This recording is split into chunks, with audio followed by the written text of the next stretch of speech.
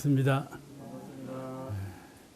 오늘은 계속해서 교의품 31장을 공부하시겠습니다. 이 세상을 보는 안목이 주세성자마다 다른데 우리 대종사님은 이 세계가 낙원 세계, 아주 고급 문명한 세계를 만들 수 있다고 그렇게 가능적인 세계로 보셨어요. 전에 그 성자들은 이 세계는 낙원을 이룰 수 없는 것으로 점을 찍어 놓은 것이죠.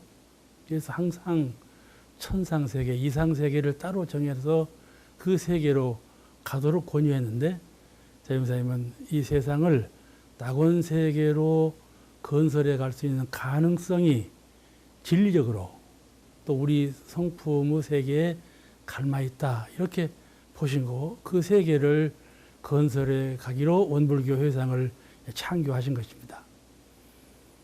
그래서 이제 이 완전한 문명 세계를 만드는 데에는 과학 문명과 도덕 문명의 두 문명권을 완전한 조화를 이루는 병행을 해서 완전 무결한 그런 그 낙원 세계를 만드는 것을 이상향을 삼으셨어요.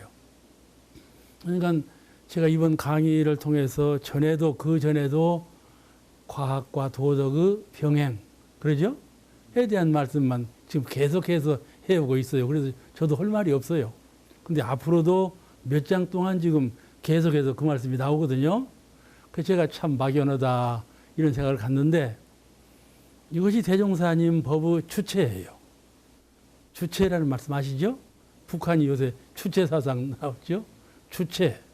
대종사님께서 이론상의 교법을 창안하셔서 이 세계를 광대무량한 낙원 세계로 구현하고자 하는 참 대구세윤리를 마음속에 정하시고 원불교를 창조하셨는데 그 완전한 문명세계라 하는 것은 도덕문명과 과학문명의 병진성에 있다. 이렇게 선언하신 것입니다. 그것이 대종사님의 주체적인 정신이요, 사상이요, 이념이요, 경륜이에요. 그걸 우리가 먼저 마음속에 잘 이해를 하고 우리 교의품을 이해를 해야 이 장에서도 과학과 도덕의 병진, 저 장에서는 사막의 병진, 맨날 병진만 얘기해지거든. 그러니까 그냥 귀에 젖도록 그 말씀을 하시는데 그렇게 세밀하게 말씀하시는 이유가 대종사님의 교법 정신의 주체가 거기에 있기 때문에 이 교의품에 가장 많은 말씀을 하셨다. 이렇게 이해하시면 좋겠습니다. 이 예를 들면서 사람이 병이 들었다 할 때 어떤 병인가 하면 하나는 육신병이고 하나는 정신병이거든요. 이 두 가지 병이 다 큰 병이에요. 이게 육신하고 정신하고 온전해야 병 없는 사람이죠. 그와 같이 개인적으로나 가정적으로나 사회 인류 전체가 병 없는 개인, 병 없는 인류 이런 그 완전한 사회를 만들려면 정신과 육신이 과학과 도덕이 항상 병행해서 원만한 도덕 문명 세계를 이루어 가야 된다. 그런 주장되는 말씀이거든요. 지금까지 대종사님께서 말씀하신 병행, 병진사상을 좀 그 줄기를 잡아보면은 하나는 영육상정과 이사병행 거기서 이제 병진사상을 주장하셨어요. 영과 육을, 이와 사를 항상 병행해서 완전성을 이루라. 그 영육상전 이사병행에서 말씀하셨고 또 하나는 사막, 마음 공부를 할 때 정신수양, 사리연구, 작업주의사의 수양, 연구주의사, 개정해의 이 세 분야의 공부 방향을 병행을 해서 가장 원만한 마음 공부를 하라. 사막 병진사상을 말씀하신 점이고 또 하나는 신앙과 수행을 병행하라. 옛날에는요 신앙본위의 종교, 옛날에는요 수행본위의 종교 이리 되어 있어요. 종교는 다 진리와 신앙과 수행을 같이 말씀하셨지만은 그 종교마다 신앙을 중점적으로 얘기한 종교하고 수행을 가장 기본으로 얘기한 종교하고 많이 여기에 다릅니다. 이렇게 해서 신앙본이요 종교, 수행본이요 종교가 나눠졌는데 이를 신앙과 수행의 병진, 이게 병행을 해서 가장 원만한 세상을 만들어가자 이렇게 하신 것이죠.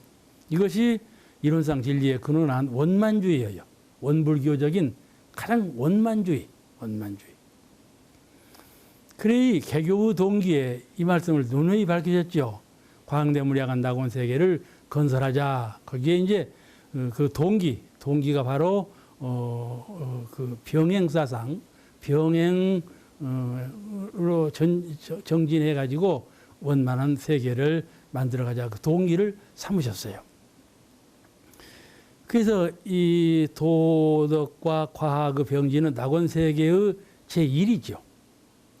광대무량한 낙원 세계를 구현해 가려면 그 교법상의 제1위는 가장 중심된 교인은 과학과 도덕의 병진에 있다. 그런 말씀이죠.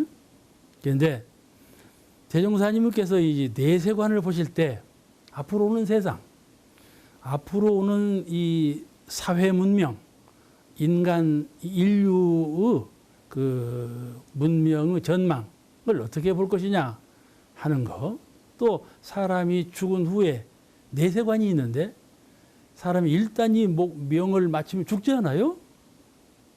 그 후에 태어나는 세계, 그걸 어떻게 보느냐 하는 것을 두 가지 방향으로 대체적으로 보셨어요. 3대력을 얻어가지고 마음 공부하는 3대력을 얻어서 3대력 가운데 수양력을 중심으로 해서 수양력, 그 영단을 이루어가지고 우리 영혼은요, 이 세상을 살면서 안입이 설치는 눈과 코와 의식과 몸, 이 육근에 의해서 정신이 흩어져 버렸어요. 어두워져 버리고 산만해 있다는 말씀이죠. 이것을 하나로 뭉치는 그게 3대력이거든요. 세 가지 마음 공부를 통해서 하나로 뭉치는 그를 불가해서 영단이라고 그래요. 영이 뭉쳤다. 영이 어렸다 그 말이죠. 우리 어리라고 그러죠. 영이 어렸다 그 말이야. 하나로 어린다 이 말이에요. 그걸 불가해서 영단이라고 그래요. 영단. 그래서 3대력을 통해서 3대력을 얻는 것을 영단을 얻었다 그렇거든요.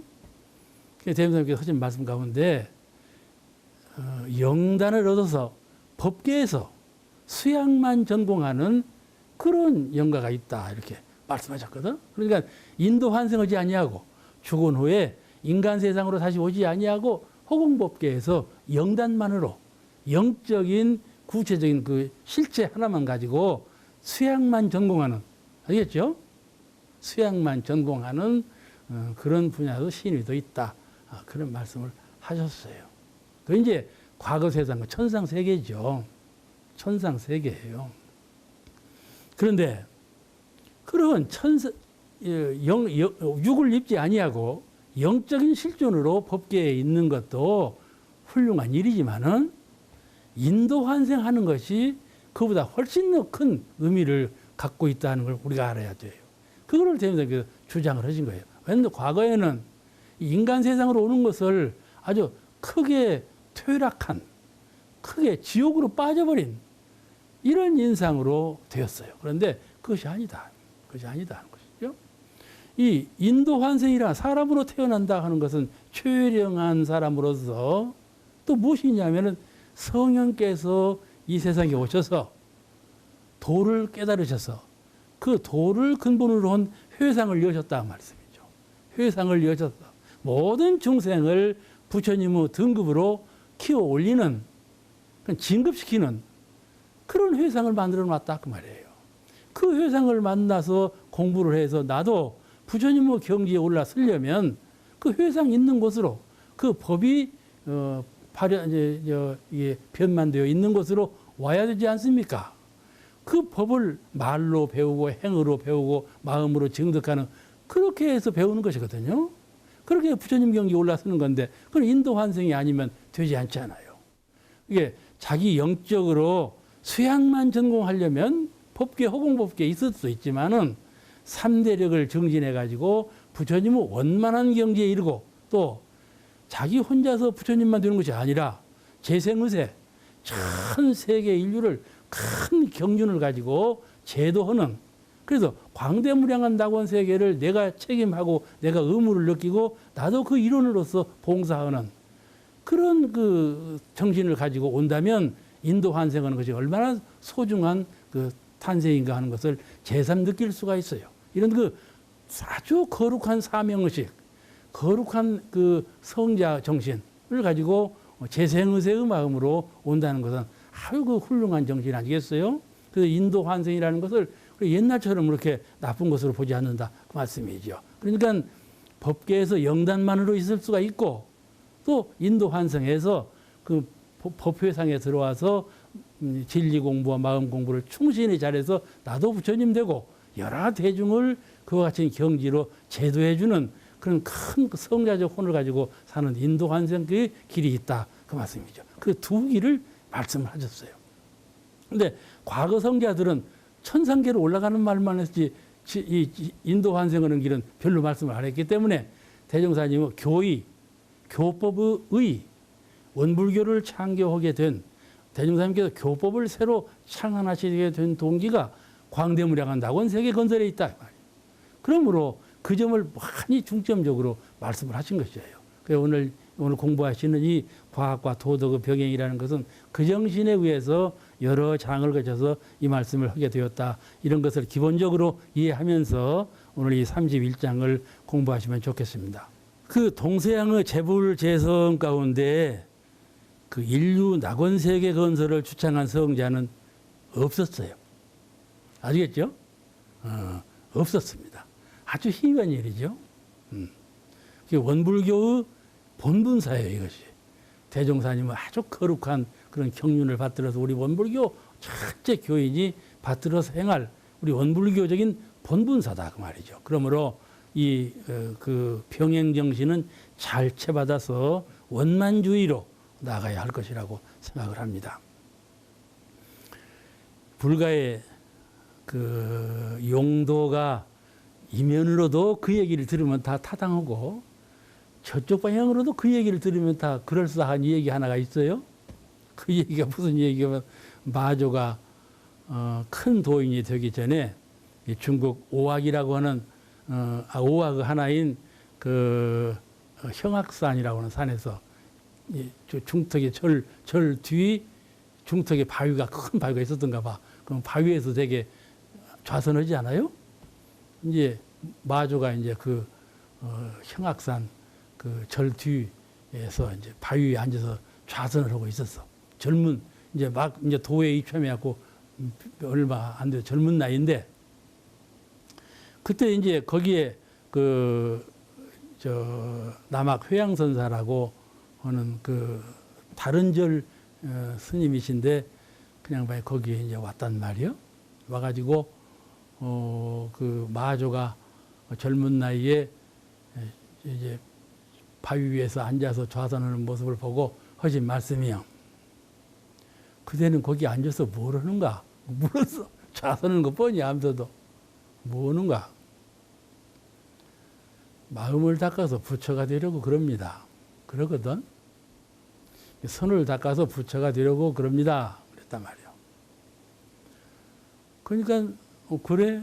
그러고는 당신이 저만큼 가서 어디서 벽돌 하나를 주워다가 그 마저 뒤에서 더욱더 갈고 있었어. 벽돌을 갈고 있었어. 아마 다 들어서 아시는 얘기일 거예요. 갈고 있어. 마저가 한참 있다가 뒤에서 뭘 복복 갈고 있으니까는 보니까 회양이 갈고 있단 말이요. 그러니까는 스님 그 무엇을 갑니까? 벽돌을 갈고 있지 않냐? 그 벽돌을 갈아서 뭘 합니까? 거울을 만들려고 그러네. 벽돌을 갈아서 거울이 되겠어? 그러니까는 벽돌을 갈아서 어떻게 거울을 만듭니까? 그러니까 자네는 앉아서 어떻게 성불을 하겠는가? 그랬단 말이야. 앉아서 성불을 하는 것이나 벽돌 갈아서 거울 만드는 것이나 다 불가하는 거다. 그랬단 말이야. 그는 앉아서만 성불한다면 부처님을 죽이는 것이라고 했거든. 왜냐? 부처님이는 앉는 것도 아니고 서서 돌아다니는 것도 아니고 안에 마음이라는 실체는 서 있는 것도 아니고 앉아 있는 것도 아니잖아요. 근데 꼭 앉아서만 부처가 되는 건 아니라 이 말이에요. 그러니까 앉아서만 마음 공부가 되는 공부는 죽은 공부다 그 말이죠. 예?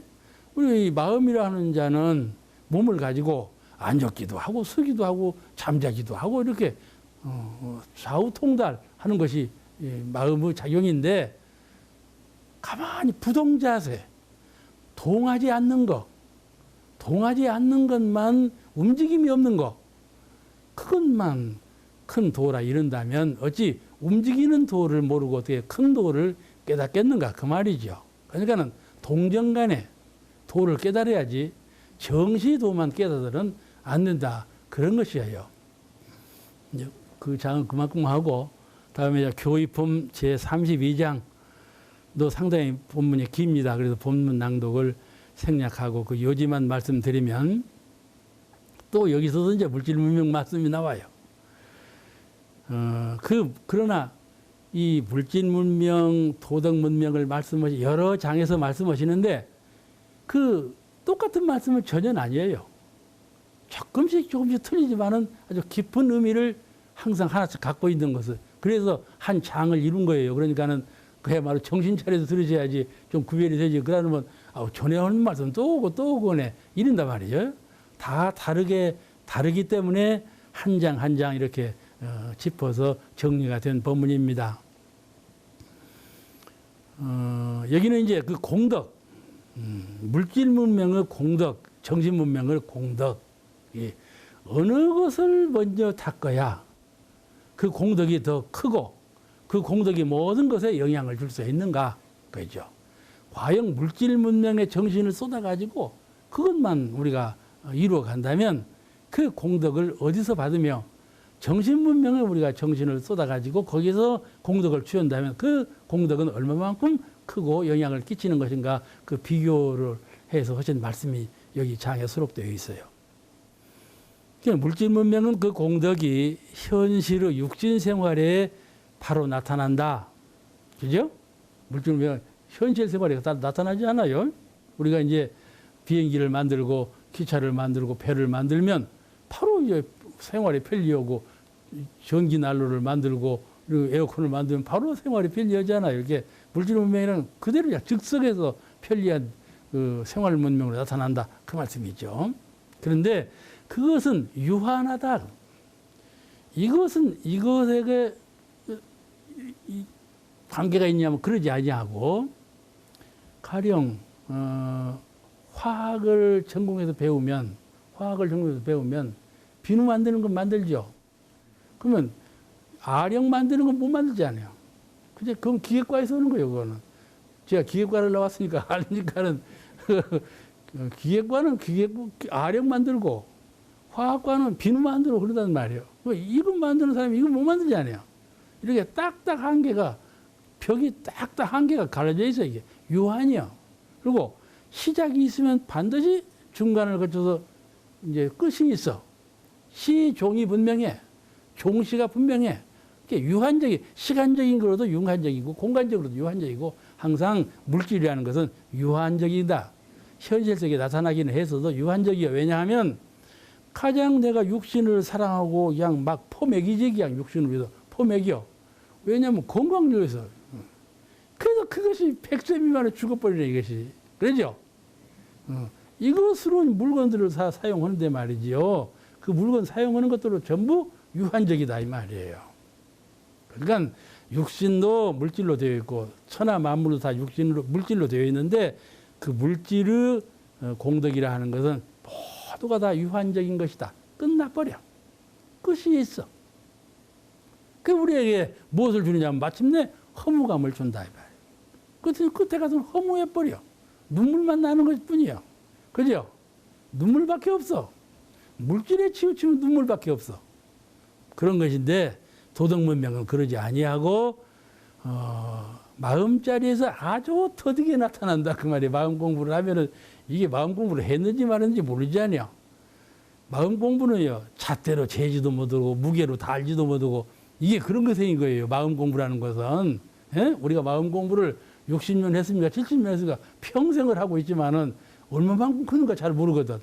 그런데 말이죠. 마음 공부를 하고 나면 대중이 나를 존경하는 것에서 그 실적이 나타나고 내가 하고자 하는 일마다 성공하는 데에서 실적이 나타나고 마음 가운데 나는 참 행복한 사람이다. 이 행복감 속에서도 마음 공부 실적은 다 나타난다 이 말이에요.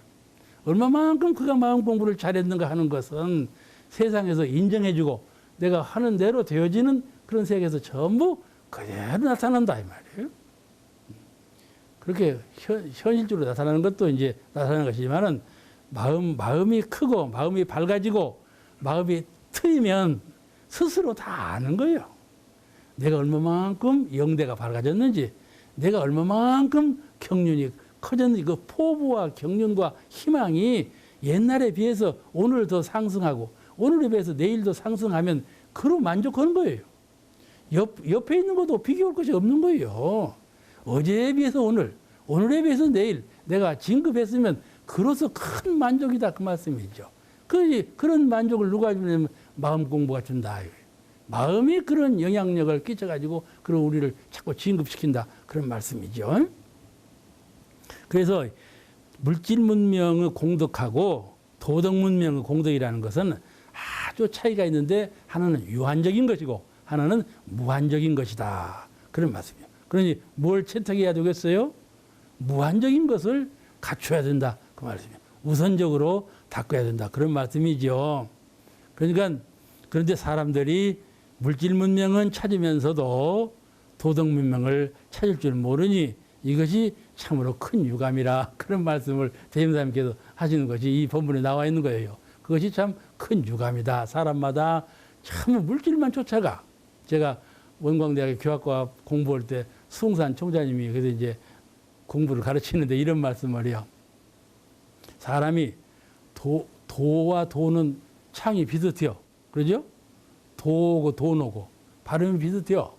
이제 미국말로도 이제 생크하고는 발음이 비슷하다고 하시면서 사람을 도를 따라가면 돈이 따라오지만은 사람이 돈을 따라가면 도가 따라오지 않는다 그런 말씀을 하시더라고. 근데 꼭 그런 거예요. 도로서 행해 가면 돈이라는 건 자동적으로 따라오는 이치가 있다. 대종사님 보신 말씀이 내 말이 아니고 도를 행해 가면 돈이라는 것은 자동적으로 따라오는 이치가 있다.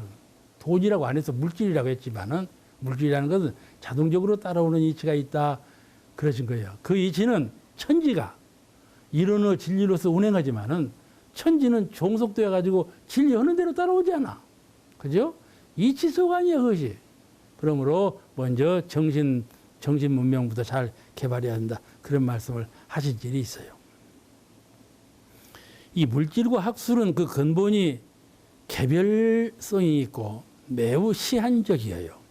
그런 이제 가령 사람은 고구마를 먹어도 그 돌멩이는 못 먹잖아요. 그죠? 고구마하고 돌멩이는 다 물질인데 고구마는 먹을 수 있어도 돌멩이는 못 먹어요. 그와 같이 딱딱 한계가 있는 거예요. 그것이. 그 정신과 마음과 도덕은 그렇지 않아요. 여기에도 저기에도 모두에게 영향을 끼치는 거예요. 새벽에도 낮에도 밤에도 이 물건이도 저 물건이도 이 사람한테도 저 사람한테도 모두에게 영향을 끼치는 것이 마음이요 정신이요 도덕 문명이다 그 말씀이죠. 그게 영향권이 아주 광범하고 크다 그 말이죠. 그것을 안 배우고 물질만 배우면 고행이 많지요 이제. 나무는 천년을 살아도 하루살이는 하루밖에 못 살잖아요. 이게 시한적이지 않아. 유한적이고 개별성이고 시한적이에요. 의학을 배우지만 의학으로는 배를 못 만들어요. 배 만드는 사람은 병을 못 나서고. 그다음에 학문이 다 개별성이잖아요. 석기 시대의 의술은 지금 병 나는 건 못 낫지 않아요. 그죠? 시대적으로 달라요, 그것이. 옛날 석기 시대의 의술은 지금은 아무 무용지물이란 말이에요. 교같이 학문이나 물질이라는 것은 개성적이고 시한적이고 유한하다 그 말이죠. 근데 도덕과 정신문명이라는 건 그렇지 아니해서 이 만유를 회통하는 만유가 하나로 모아지는, 하나로서 만유를 총괄할 수 있는, 그런 회통할 수 있는 것이 정신이요 마음이에요. 그런 것을 잘 이해를 해서 마음은 형상이 없고 공부해도 아주 더디게 그 공덕이 나타나. 그렇지만은 마음 공부를 먼저 하고 마음 공부에 더 충실해야 세상을 행복하게, 재물이 없어도 행복하고, 인연권속이 별로 섬소해도 행복하고, 목숨이 단명해도 행복하고. 알겠죠? 인생의 조건을 여러 가지 정해놓지만은 그 조건에 의해서 인생이 행복하거든 절대로 아니에요. 마음의 행복이 있어야 그 조건이 다 행복으로 화연되는 것이지, 마음의 행복의 종자가 없는 가운데 아무리 인간적인 조건이 나열해 있어도 행복하지 못하다고 말씀이죠. 그것이 이 물질 문명과 도덕 문명 근본 차이예요. 그래서 대종사님은 아주 선언하셨어요. 내 법의 주체를 선언했어. 뭐라고 선언했는 거니? 과학 문명과 도덕 문명의 병진으로 낙원 세계를 건설하는 거. 그것이 내 이 교법의 주체니라 하죠. 이 말씀을 교전에 나와요. 대중에게 나오는 말씀이야. 선언하신 것이에요. 그러니까 그 대종사님은 큰 높고 거룩한 그 원만한 경륜에 의해서 우리가 그런 것을 채받아가는 길로 교법을 이해해야 하고 그 교법을 실행해서 우리도 내가 의무와 사명과 책임을 다해서 안으로는 성부로 인격을 이루고 밖으로는 가정에서 사회에서 그 낙원 세계를 이룩해 가는 그 책임감 있는 불제자로 활동해야 한다 그 말이에요. 그래야 그 대종사님 불제자 아니겠어요? 그런 내용을 여러 가지 장에서 다 말씀하신 줄로 압니다. 오늘 공부 여기서 마치겠습니다. 감사합니다.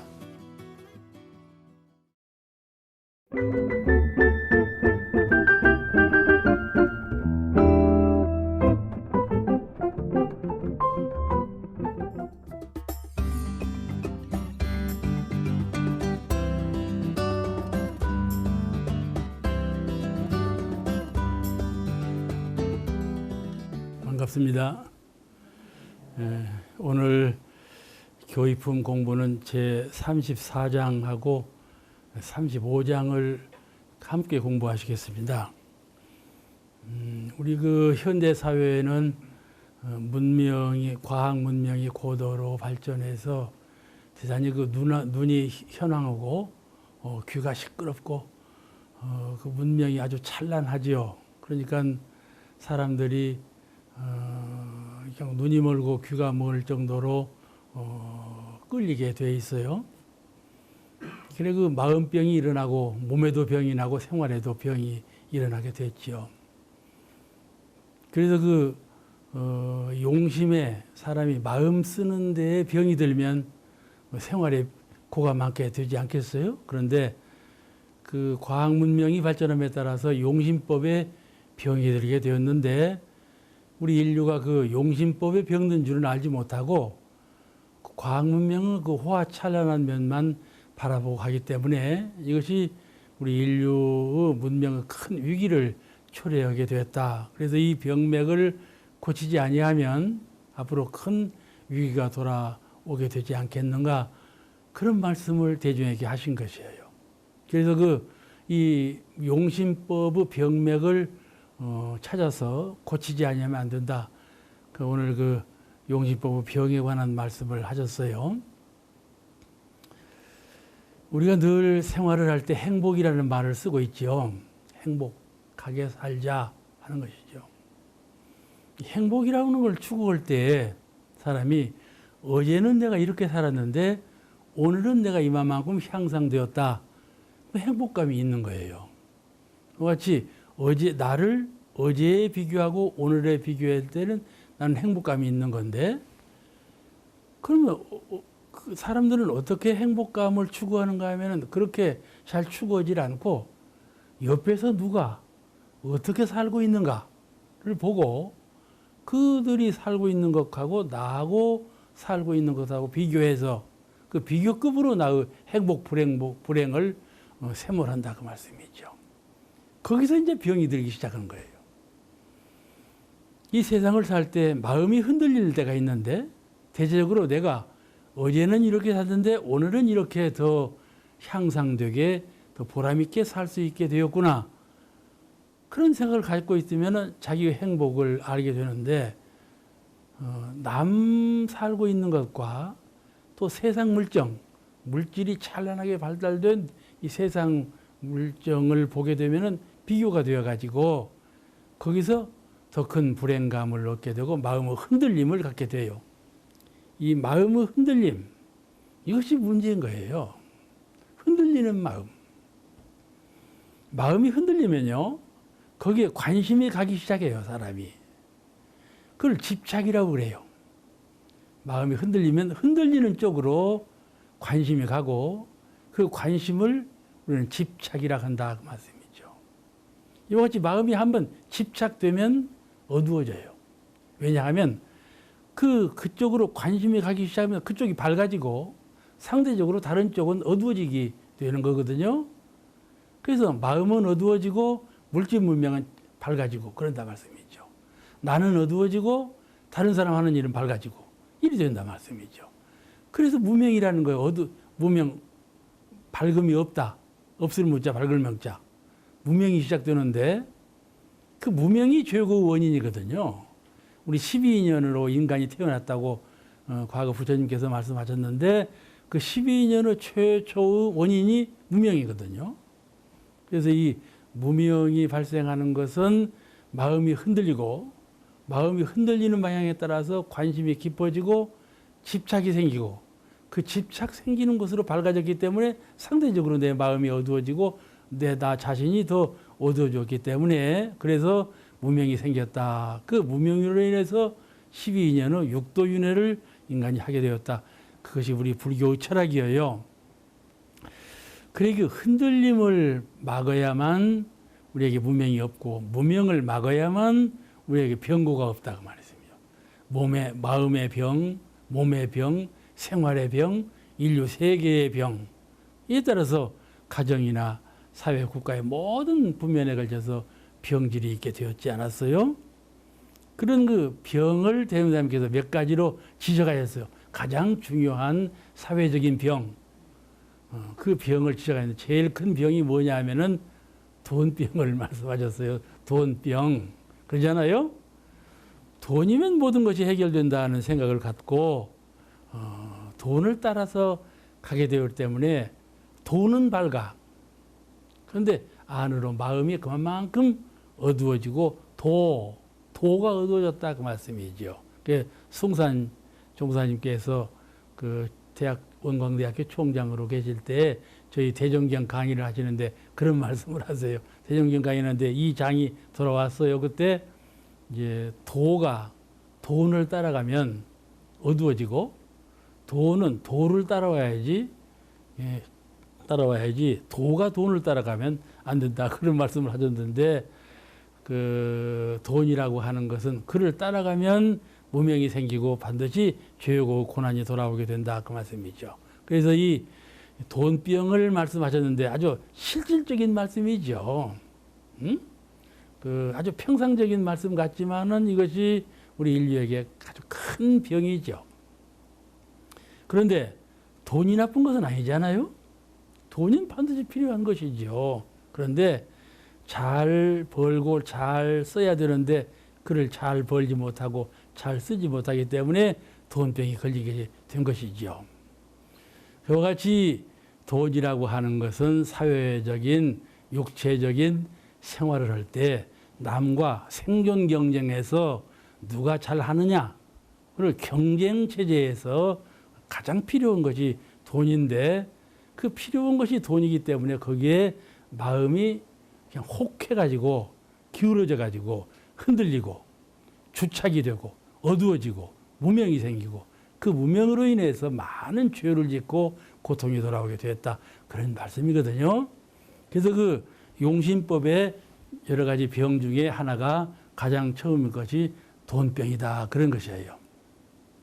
우리가 여러 가지 한국 세속에서 흘러나오는 얘기를 들어보면 돈같이 무정한 것이 없어요. 돈은 한번 사라질 때는 기어이 가거든요. 사람도 그러지 않아요? 사람도 한번 운명이 갈 사람은요, 아무리 약을 쓰고 아무리 정성을 기울여도 갈 사람 가는 거예요. 돈도 꼭 그와 같아요. 돈도 아무리 붙잡으려고 해도 갈 돈은 가버리는 거예요. 그러니까는 돈에 끌리는 마음을 갖지 말고 해탈한 정신으로 살아야 된다. 그래서 첫째 병인 이 돈병을 잘 치유해야 되겠다. 그런 말씀을 하셨어요. 아주 중요한 말씀이죠. 요새 세상 보세요. 아주 높은 관료에 있는 사람들도 다 돈병에 걸려가지고 이제 감옥살이하고 생겼지 않았어요? 안 걸린 사람이 없네. 줄줄이 걸려있네. 이런 걸 보면 얼마나 이 세상이 지혜, 지식, 능력 이런 거를 훌륭하게 갖고 있으면서도 돈병은 돈병대로 들어가지고 이 물질 병은 병대로 들어가고 얼마나 수치스럽고 최고에 흔들리는가 말이죠. 이걸 고쳐야 한다. 그래. 두 번째는 원망하는 병을 말씀하셨어요. 이제 우리가 원불교 표의 원망 생활을 감사 생활로 돌리자가 아주 주 표죠. 이건 우리가 귀에 젖도록 들어온 말씀이지요. 원망 생활을 감사 생활로 돌려야 된다. 그 원망을 하는 병, 이 병맥 이거를 잘 치료해야 된다고 가르치신 것이에요. 개인이나 가정이나 사회 국가가 모두가 다 원망병에 아주 만연해 있죠. 지금 가정도 그렇고 사회도 그렇고 국가도 그렇고 전 인류가 원망병에 걸려 있다. 이렇게 보는 것이 시대적 사조인 것 같아요. 그런데 우리가 선천시대, 후천시대 그러지 않아요? 우리는 지금 후천문명시대로 해서 후천문명시대라는 것은 정신문명시대를 말하는 거고 선천문명시대라는 건 물질문명시대를 말하는 것이거든요. 그래서 후천은 열린 시대고 선천은 닫힌 시대고 선천은 고정적인 속박의 시대고 후천은 열린 자유시대다, 평화시대다 이렇게 보고 있는 건데 선천시대는 아주 이기주의가 극대화한 시대다 이렇게 볼 수가 있어요.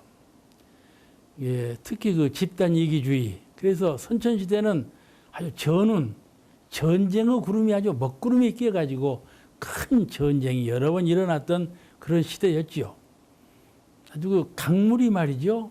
사람 피로 흘러가지고 그냥 피바다가 된 그렇게 많은 사람이 사육되고 그랬어요.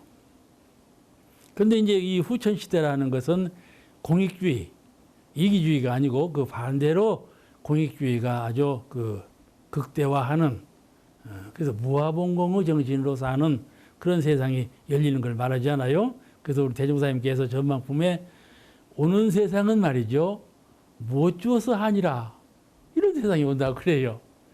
나를 못 낮추어서 하니고 내게 있는 것을 못 주어서 하니고 그래서 우리 원로원의 민산종사님은 그러죠. 나도 못 주어서 하는 사람이네. 그러죠. 그러니까 그냥 옆에서 그러면 한턱을 내시라고 그래서 여러 번 한턱을 얻어먹었다니까요. 나는 못 주어서 하니라는 말씀을 했다가 그냥 이렇게 오는 세상이라는 것은 나를 참 견성한 말로 나를 낮추고 내게 있는 것을 남에게 배려하고 이런 시대가 지금 상상도 못할 그런 시대가 돌아온다. 그렇게 말씀하신 것이 대종경 전망품에 있어요. 그래서 대종사님께서 이런 말씀을 할 때는 대종사님께서 부항을 떤다고 그랬대요. 어떻게 그런 세상이 올 수 있을까? 그냥 부항스러운 말씀이라고 대중이 그랬다가 알았다는 거예요. 그래 우리가 이 원망병 그렇게 말을 하는데 과연 원망병이라는 건 뭔가? 원망병이라는 건 뭔가? 하나는 자기 잘못을 모르면서 남의 잘못만 살피는 병이에요. 내 잘못을 알면 저 사람 잘못을 지적하지가 않아요.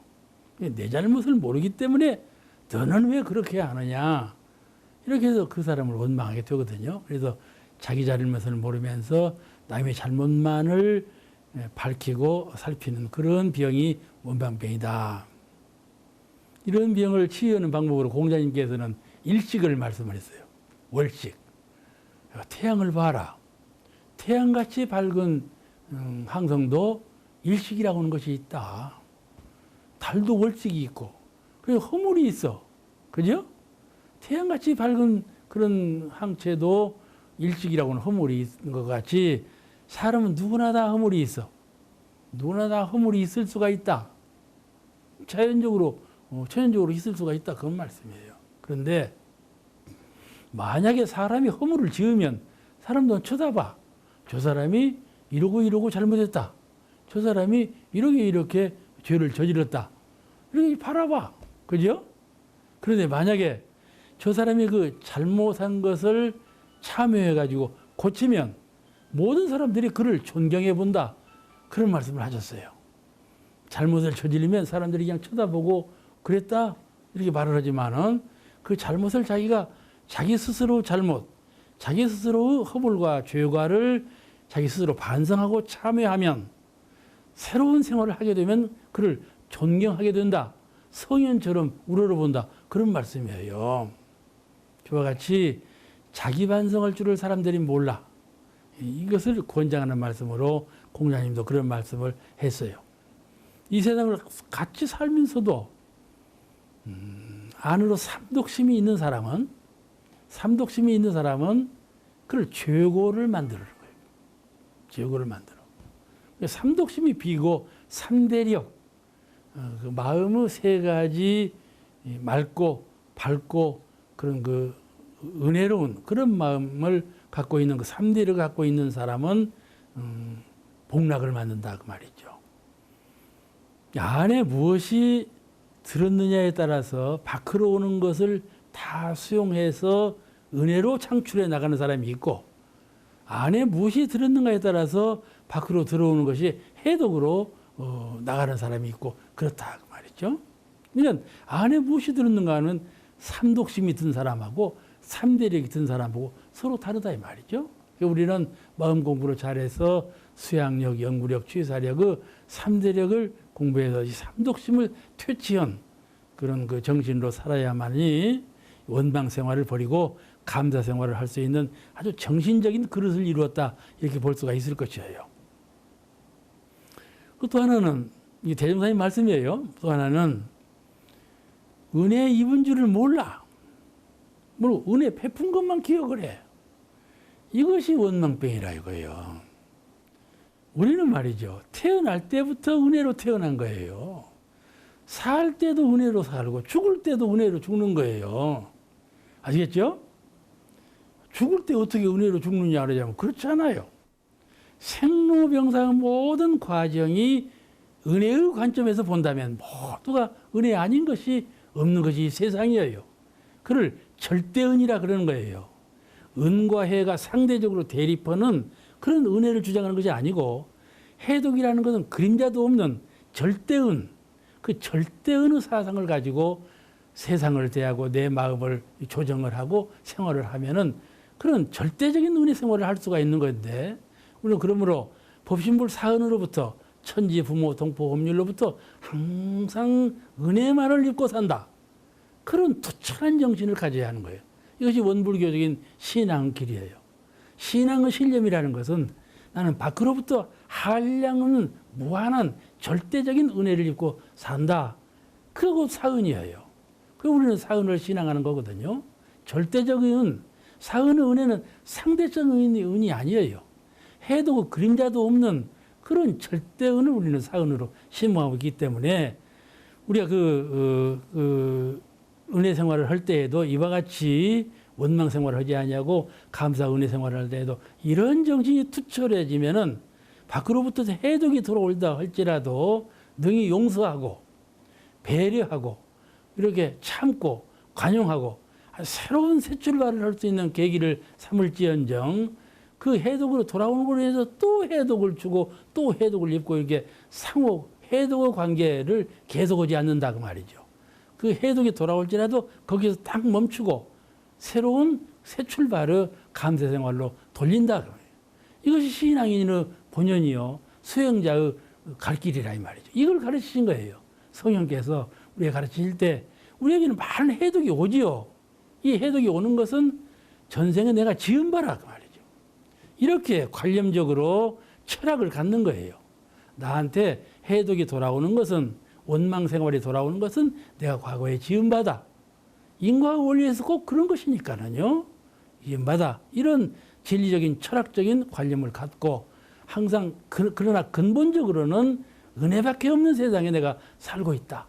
이런 그 철학을 갖고 감사 보훈 생활을 하고 새로운 마음으로 새 출발하는 정신으로 이 생활을 개척해 가면 능히 원망 생활을 버리고 감사 생활을 할 수 있는 그런 새로운 복귀가 되고 새로운 계기를 이룰 수가 있다. 이런 가르침을 하신 것이에요. 그 이제 언제 어디서나 누구에게나 은혜를 베푸는 배려하는 그런 아주 그 도량이 넓은 자비심으로 충만된 그런 생활을 한다면 얼마나 참 그 생활이 부처님답겠어요. 응? 그렇게 우리가 생활을 못할지라도 이념과 철학은 진리관은 그렇게 갖고 살아야 될 것이 아니겠어요? 셋째는 의뢰하는 병을 말씀하셨어요. 병맥 가운데 의뢰하는 병. 형이 부자면 그냥 나는 놀고 먹고, 아버지가 부자면 그러죠? 아버지가 부자해 봐봐요. 그 아들 볼 것이 없어요. 요새 재벌들은 이제 아들도 다 똑똑하더만 그래도 옛날에는요 거의 다 부자 3대 못 갖는다는 말이 속담이 꼭 맞은 말이에요. 아버지가 부자면 그 아들들은 자꾸 좀 안 좋게 태어나. 그게 바로 뭐인가 하면 어렸을 때부터 의뢰하는 병이 있어. 의지하는 병이 있어. 자력을 개발하는 것이 자력이라는 건 참 묘한 것이에요. 자력같이 작은 것이 없죠. 자력같이 미미한 것이 없지만은 그 작고 미미한 것이지만은 그것을 키우면 무한대로 성장하는 것이 자력이거든요. 그런데 타력같이 큰 것이 없죠. 그런데 타력에 의지하면 자력이라는 것은 자꾸 줄어가지고 죽어버리는 거예요.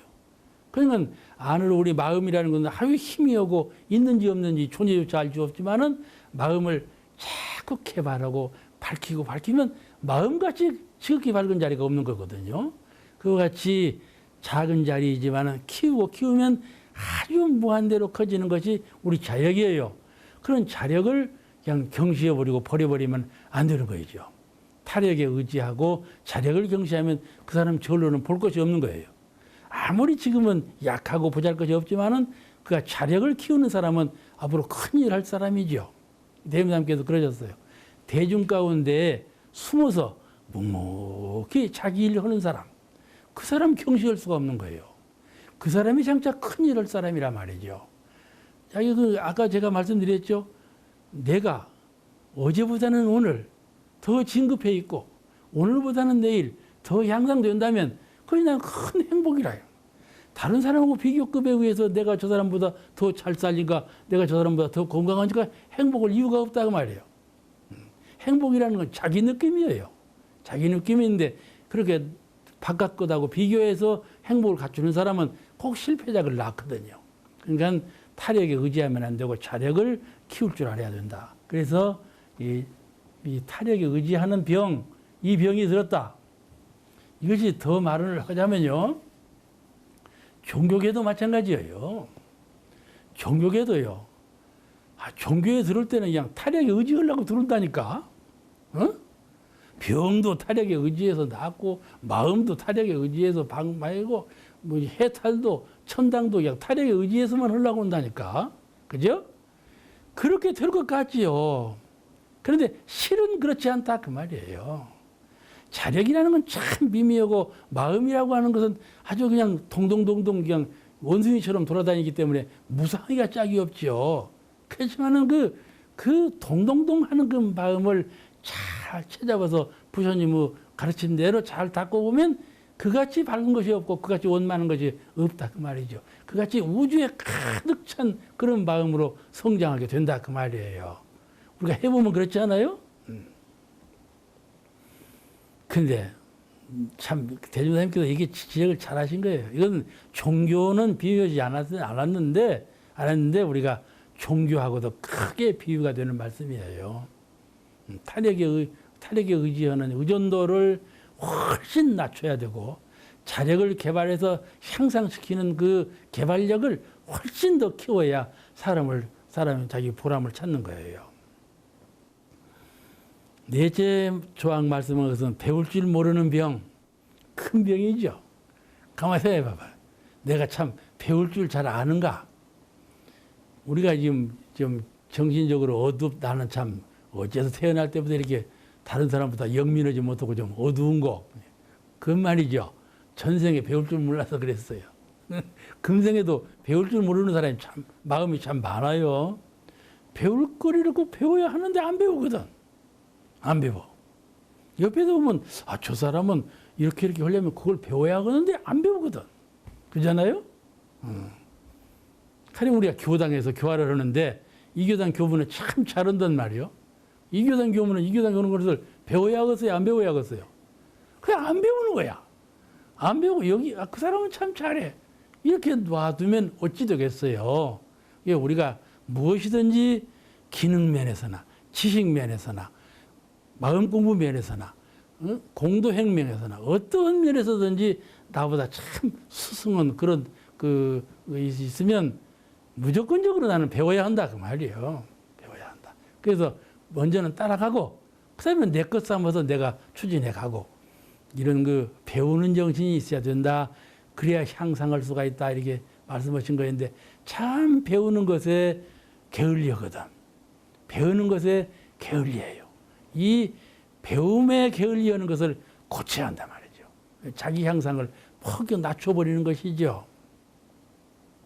그와 또 반대로 가르칠 줄 모르는 병. 가르칠 줄 모르는 병도 있잖아요. 그래서 이제 봐봐. 학교에 학생들이 가잖아요. 그런데 말이죠. 학교에 학생들이 가서 교과서를 다 배우면 충분한 건데 또 그냥 밤에 새벽에 학원에 또 가지 않아. 왜 학원에 간다냐 물어보면 학원 강사가 학교 선생보다 더 잘 가르친다는 거예요. 잘 가르쳐. 알겠죠? 잘 가르쳐. 저도 늘 반성하거든. 대종사님의 교법을 잘 가르치는 사람이 되어야 하는데 잘못 가르치는 사람이 되어 있지 않냔 말이에요. 그러니까는 어쩌든지 대종사님의 교법을 어떻게 심금을 울릴 만큼 어떻게 그냥 머리를 빠개서라도 좀 주입을 시킬 만큼 감동적으로 가르칠 만큼 잘 가르칠 수가 있겠는가? 그게 초점을 맞춰서 연마해야 하는데 그게 잘 안 되거든요. 이제 새 문명을 이렇게 자꾸 향상시키려면 배울 줄 알아야 되고 가르칠 줄 알아야 되고 이것이 문명 촉진의 아주 근본 요소예요. 사람이 이렇게 향상되어 가는 데에는 이 가르칠 줄 알아야 되고 배울 줄 알아야 되고 이 두 가지 요소를 잘 갖춰야 된다. 이거를 말씀하신 것 같아요. 이제 마지막으로 공심 없는 병, 가정도, 사회도, 국가 세계가 참 이기주의로 빠졌기 때문에 아버지가 아들을 가르칠 때도 이기심으로 가르치면 안 되는 거예요. 응? 공도정신으로 공변되게 가르쳐야 아들이 가르침을 받아요. 너 왜 내 말 안 들어? 그럼 안 듣는 거예요. 더 안 들어요. 그같이 정치나 문화나 종교나 모든 것이 말이죠. 이기적으로 내 주장대로 편파적으로 하면 안 되고 중도적으로 공변되게 이렇게 그 세상을 펴가고 가정이나 사회나 우리 인류 사회를 이렇게 이끌어가야만 우리가 낙원 세계를 이루어갈 것이에요. 오늘 장에 대한 말씀을 해서 마치겠습니다.